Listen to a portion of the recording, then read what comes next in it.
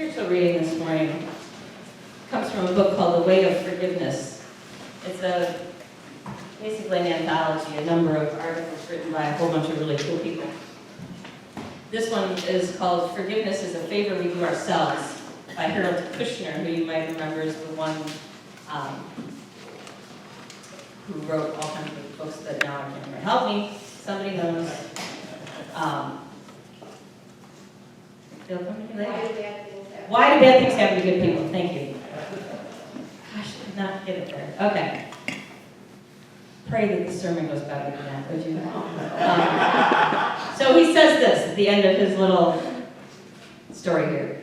He says, forgiveness is not a favor we do for the person who offended us. It is a favor we do for ourselves, cleansing our souls of thoughts and memories that lead us to see ourselves as victims and make our lives less enjoyable. When we understand we have little choice as to what other people do, but we can always choose how we will respond to what they do. We can let go of those embittering memories and enter the new year clean and fresh.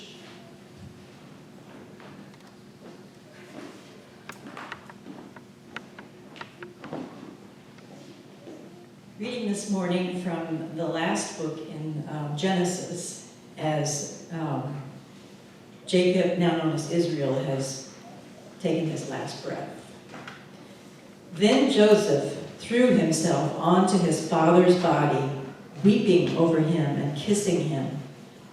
Then he gave orders to the doctors to embalm Israel's body, which, as was their custom, took over 40 days to complete. The Egyptians mourned Jacob for 70 days. When the days of mourning were over, Joseph spoke to the members of the Pharaoh's court. Joseph said, "If I have favor in your sight, please tell Pharaoh this for me. When he was dying, Jacob made me swear on oath that I would bury his body in the tomb which he dug for himself in Canaan.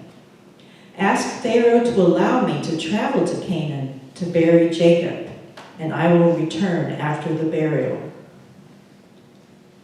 "Go up and bury Jacob, as he made you swear by an oath," Pharaoh said. So the children of Israel carried out Jacob's wishes. They carried his body to the land of Canaan and buried it in the cave in the field of Machpelah near Mamre, which Abraham had purchased as a burial place from Ephron the Hittite. After the burial, Joseph, the brothers, and all the others in the caravan returned to Egypt. Pondering their father's death, Joseph's brothers said, "What if Joseph is angry with us and repays us for all the wrong we did to him?" So they approached Joseph, saying, "Before Jacob died, he said to us, 'You must say to Joseph, I beg you, please forgive your brothers, their crime and their sin and all the wrong they did to you. Now, therefore, we ask you, forgive the crime of us who are faithful to the God of your parents.'" Joseph wept when he heard this. Then the brothers wept also and fell down before him, saying, "We present ourselves before you as your attendants." Joseph replied, "Don't be afraid. Is it for me to put myself in God's place? You planned evil for me, but God planned it for the good, as it has come to pass this day, to bring about the survival of many people. So you need not be afraid. I myself will provide for you and your little ones." In this manner, he assured them with words that touched their hearts.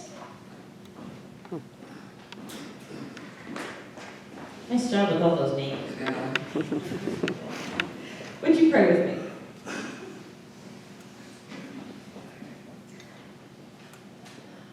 Ground of our being, spirit of light, love. As we focus together on the story of Joseph, as we seek to examine our own hearts and minds, may we do so with your light shining upon us, that we might truly see, that we might truly know. May the words of my mouth and the meditations of each of our hearts be filled with your grace and your wisdom. Amen. So how many of you somewhere along the line have seen the musical Joseph and the Technicolor Dreamcoat?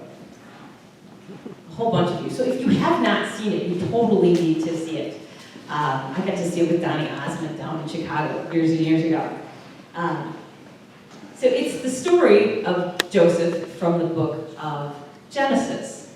And for those of you who haven't heard it, and for the rest of us, I'm going to give you a brief refresher. While I do that, I want you to listen for all of the little pieces of it that have to do with apology and forgiveness, and all of the questions that get raised when we start to talk about asking for forgiveness and giving forgiveness. Because we tend to make it into a very complicated thing. Well, what about this? And what about this? And what about that? And you'll hear some of those in this story, and I'm going to ask you what they are when we get there. So the story begins with Jacob, who is one of the founding fathers of Judaism, right? One of the great patriarchs, also known as Israel, which gets confusing if you start reading the Old Testament, so you have to remember that. So Jacob has 12 sons to 3 different women. The youngest 2 are Joseph and Benjamin, and they're to the mother, Rachel, Jacob's wife, Rachel, whom he probably loved more than any of the others, right? Which might have something to do with the fact that he had a favorite son. You know, as parents, we're not supposed to have favorites, but Jacob had a favorite. And Joseph was his favorite. And everybody knew it. He was so much Jacob's favorite that Jacob gave him this really cool coat, right? The Technicolor Dreamcoat in the musical, a multicolored coat, some translations, an ornamental coat in our translation. But regardless, it was a really fancy, probably really expensive coat. And the other brothers were all jealous, right? Joseph was also a little bit full of himself as you read through the scriptures, so I don't think that helped the situation any. But those brothers started to try and plot what they were going to do to get rid of Joseph. And they get their opportunity when Joseph goes out to visit them when they're tending sheep. And they're like, hey, there's a really big pit right there. We are going to take his multicolored coat and we are going to throw him in the pit. So they do just that. And then they go off a ways and they try and figure out what they're going to do with him. And they argue about whether they're going to kill him, or whether they're going to sell him into slavery, or whether they're just going to leave him there in the pit. Knowing that this is all really risky because he is Dad's favorite, right? Well, while they're arguing, some other band of people come along and find Joseph, and they sell him into slavery in Egypt. So the brothers are like, oh boy, now we really have to come up with something to tell Dad. No getting out of this now. So they've still got the coat, they put goat's blood on it, and they tell Jacob that Joseph has been eaten by wild animals. And of course, Jacob is terribly distraught and mourns wildly. So, back in Egypt, Joseph spends time as a slave, then he spends time in jail, and then he gets the opportunity to interpret the Pharaoh's dreams. And because he has this gift for interpreting dreams, and he interprets these sufficiently for Pharaoh, and basically what he interprets is that there are going to be 7 years of abundance as far as the crops, and then 7 years of famine. So Pharaoh says, you, Joseph, should be in charge of everything. And so Joseph becomes the second-hand guy to the Pharaoh, and he's the one who sets up all the grain storage all around the country, and they accumulate all kinds of grain so that as the 7 years of famine hit, the country doesn't starve.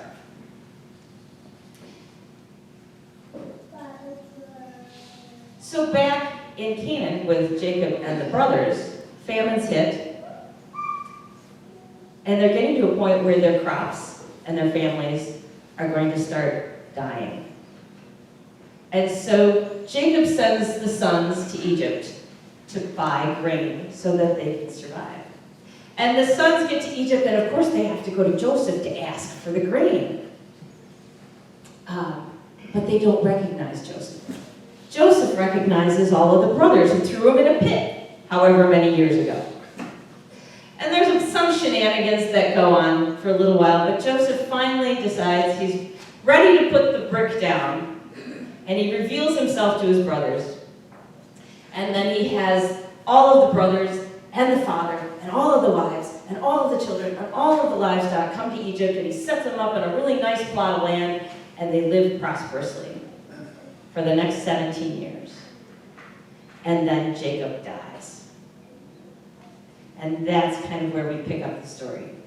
Jacob dies, and the brothers start thinking to themselves, maybe we only got all this because Dad was still around.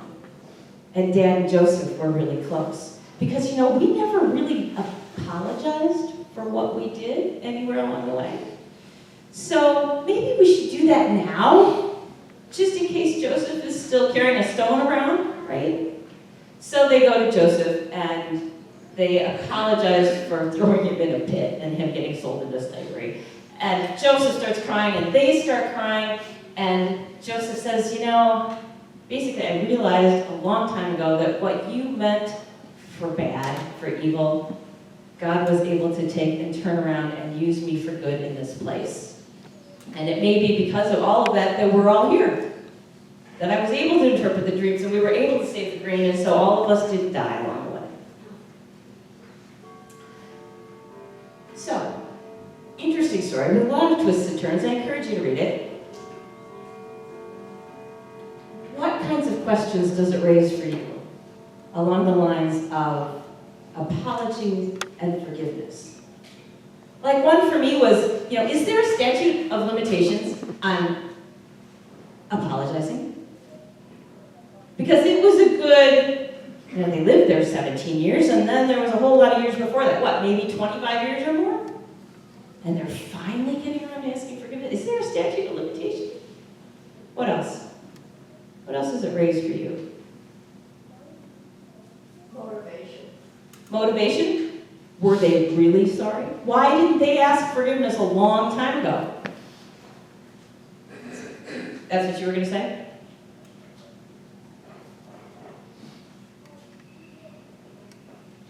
Did they even have to ask forgiveness if it seems like Joseph forgave them a long time ago? Why should they even bother at this point? What did Jacob think of the whole thing? I mean, what did Dad think? What did Dad think about the whole thing? Yeah, we don't really know, but that's a good question. What did Dad think?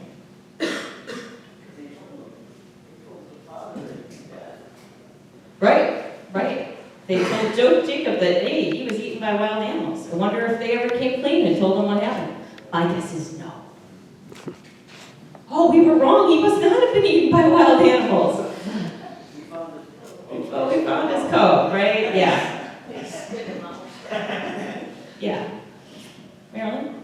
The brothers may have been worried bringing up the subject and angry about it all over again. Sure. Might have been worried that Joseph was going to get angry all over again. It was a risk to bring it up, to say anything. Don't want to rehash all of that. So what about, I think about, is there ever anything you shouldn't forgive? You threw me in a pit and you left me to die, right? And you want me to forgive you. Is there anything we shouldn't forgive? I think if you don't forgive, it just... That was a theoretical question. But we'll get there. I know, it's like, if we don't, we carry the brick road, right? But it's one of those questions that it brings up, because there are some really hard things to forgive. I'm trying to remember what my other questions were, because I had a lot, and you all don't have a lot. Should you forgive without an apology? Because Joseph seemed to do that. If it hadn't turned out so good for Joseph, well, would he still have forgiven the brothers? Should he still forgive the brothers? So all of those things tend to come up. the whole concept of saying I'm sorry and giving forgiveness, we tend to feel is situational. And I started thinking about all this and all of these questions and how to deal with all of these questions in 20 to 25 minutes, right? And at the end of the day, I came, especially when I started thinking about my bricks, right? And the concept that if you don't ask forgiveness, it's like carrying around this weight. And if you don't offer forgiveness, it's like carrying around this weight. I finally got to a point where I said, basically, we always, if we know that we've hurt someone else, we always need to apologize.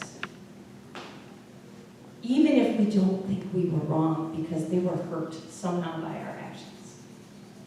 And we always, eventually, even over the course of time, need to learn to forgive, lest we just continue to carry a heavier and heavier weight along with us. And I know it's not easy. I know it's hard. So let me ask you to ponder this question. I'm not going to ask you to answer it, but ponder it. Is it easier for you to say I'm sorry or to forgive? So let's look at those for just a minute. Why is it hard to say I'm sorry? When is it hard to say I'm sorry? Clarice? When you haven't completely owned what you did. When you haven't completely owned what you did, it's hard to say I'm sorry. What else? When a person doesn't think that person who's saying I'm sorry, she doesn't want to be resentful about it. Sure, when you're afraid, it's hard sometimes because you're afraid you'll be turned away, you'll be rejected, you won't be able to fix it, right? When else is it hard to say we're sorry? What gets in the way? Ron? When you're not. When you're not. There you go. Your pride. When you said it a lot, you just feel like, that's all I do is apologize, I'm not getting better at whatever, I'm not fixing the problem that I keep doing, I just keep apologizing for it. Okay, but you did apologize. So at some point, yeah, if they won't hear it, you end up stopping. But the important piece there, I think, still is that you try. I think what she's saying, though, is that you continue to do the same thing to them over and over and over. Is that what you're going to say? Yeah. Or you continue to commit the same Yeah, it's easy error. to say I'm sorry, every time you do it, but you're not fixing. Okay, yeah, that's different. Yeah. So if you're not changing your behavior, and you know you're not changing your behavior, then it becomes hard to say I'm sorry. Yeah. Sometimes our pride gets in the way. Sometimes we don't feel like we're deserving of somebody to forgive us because we feel like we've screwed up that badly. Sometimes maybe we're too ashamed to say I'm sorry. Please let it just go away, please.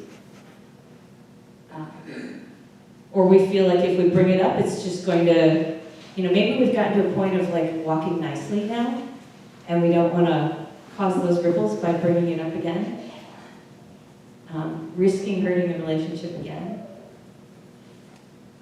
There are all kinds of reasons that it's hard to say, I'm sorry. Which is why this is all falling under the series of courage, right? Because sometimes it takes courage to say we're sorry. It takes courage to risk being rejected. It takes courage to admit that we were wrong. It takes courage to risk not being able to fix it and return things to the way they were. It takes courage to want to change. Say, I'm sorry, and yeah, I'm actually seriously going to change. It takes courage to sometimes say, it doesn't matter if I was right or wrong, I hurt you. And I'm sorry I hurt you. So, in the case of Joseph, it seems like he forgave long before the brothers apologized.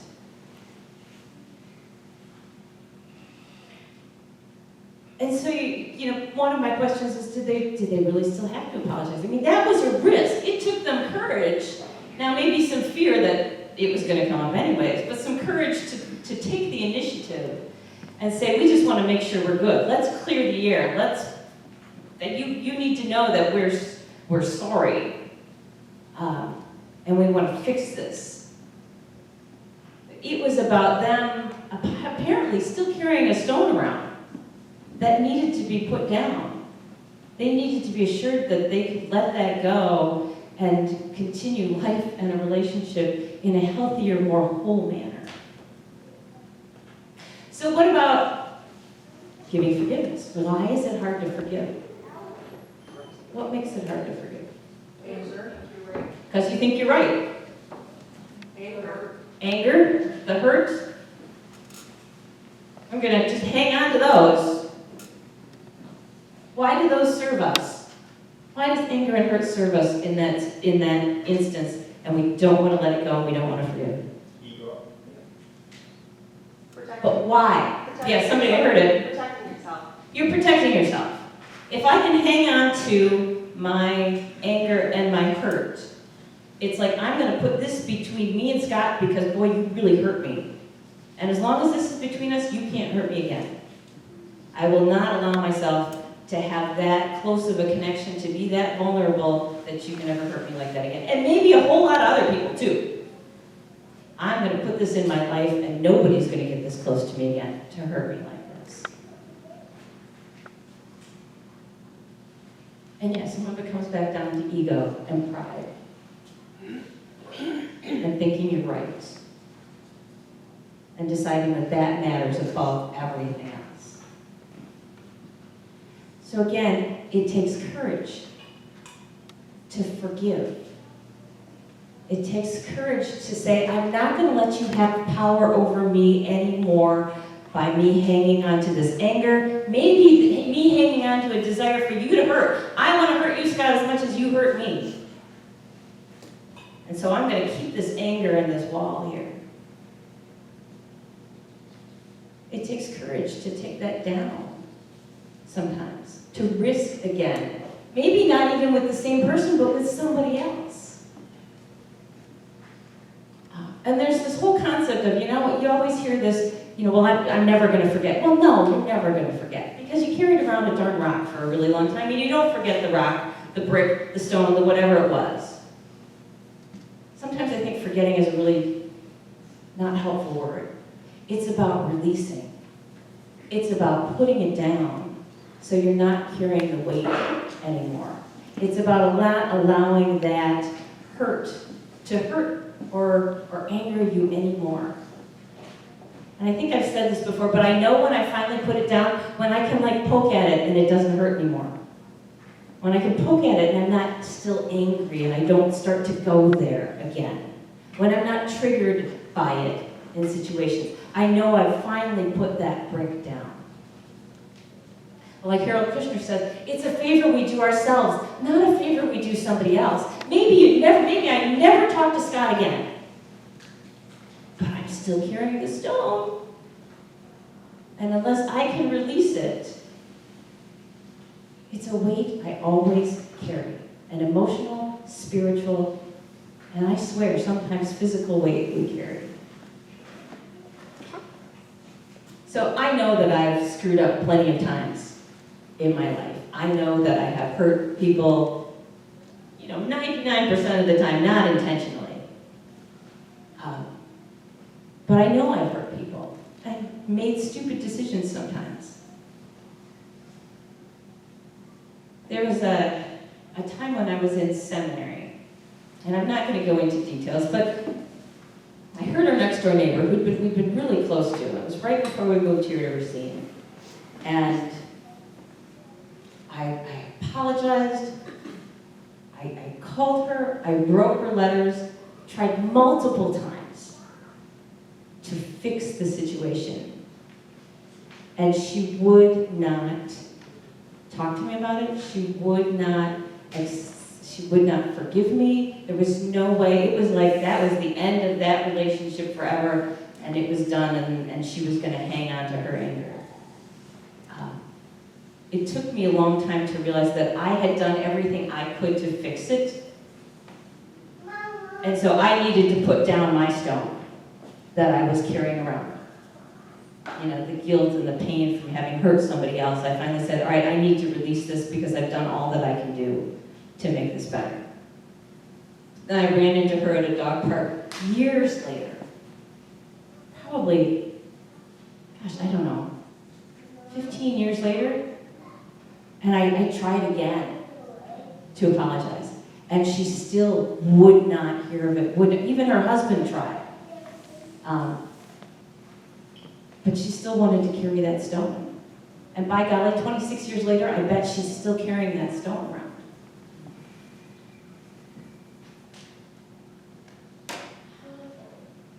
So, Richard Rohr, who's Catholic priest, probably about as progressive as you can get in the Catholic Church. I went to a conference of his a number of years ago. Has a lot of really good writings. Some of us have read some of them. Anyways, he tells a story in this book I read from about the time when his mother was on her deathbed. And she'd been lingering on the brink of death for a couple of days. And the family had gathered, but she just kept saying that there was a mesh there that she couldn't get rid of and she couldn't go through. And they couldn't figure out what it was. Well, Richard was sitting with his mom, and he was holding her hand, and he was telling her how much he was going to miss her and how much he loved her.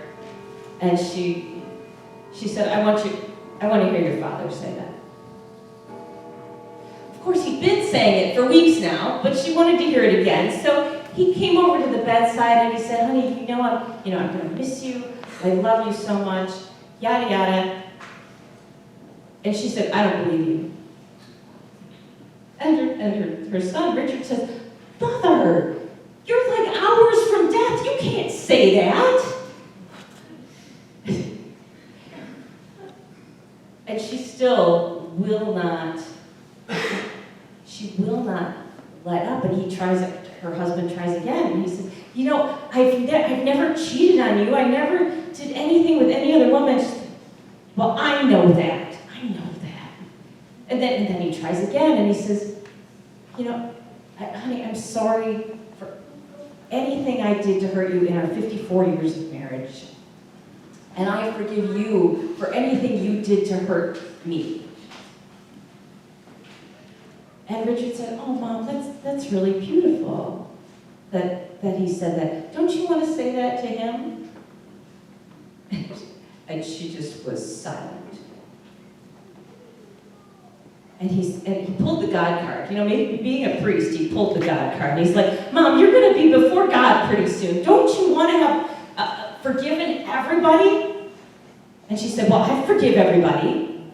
And he said, well, what about Daddy? Silence. And he says, okay, let's try this. So I want you to take one of your hands and put it on your heart. And he said, I'm going to pray that your heart gets real soft. And so he put one of his hands over her hand that was on her heart, and he held onto her other hand, and he started to kiss her other hand that he was holding. And she said, after about a minute, she said, that melts me. And he said, what? She said, well, when you do that, she said, now I have to do it. So she looks over at her husband, her son Richard must have been named after him, because she says, Rich, I forgive you. And her son Richard says, well, Mom, what about the rest? And I ask your forgiveness. And she clams up again. And he's like, Mom? And her breathing gets real labored and real fast. And finally, she sort of summons all the energy she's got, and she looks at him and she says, Rich, I ask your forgiveness.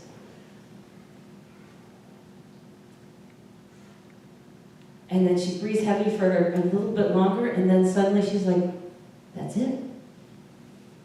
That's it. That's what I had to do. She said, it's gone. The mesh is gone. She said, and I pray that I mean that forgiveness from my heart.